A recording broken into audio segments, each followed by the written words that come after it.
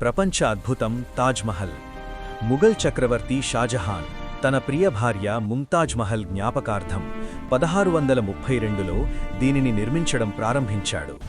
సుమారు 20,000 మంది కార్మికులు, నిపుణ శిల్పులు 22 సంవత్సరాలు శ్రమించి ఈ అద్భుతాన్ని సృష్టించారు. తెల్లని మార్బుల్, విలువైన రత్నాలతో చేసిన అలంకరణలు, సమతుల్యమైన నిర్మాణ శైలి దీని ప్రత్యేకత. యమునా నది ఒడ్డున నిలిచిన తాజ్మహల్ ప్రేమ శాశ్వతమని ప్రపంచానికి చెబుతోంది. 1983లో యునెస్కో ప్రపంచ వారసత్వ స్థలంగా గుర్తింపు పొందిన ఈ స్మారకం నేటికీ కోట్ల మంది హృదయాలను ఆకట్టుకుంటోంది. మీరు ఇండియన్స్ అయితే ఇంకా ఆసక్తికరమైన చరిత్ర కథల కోసం మా ఛానల్ను సబ్స్క్రైబ్ చేయండి.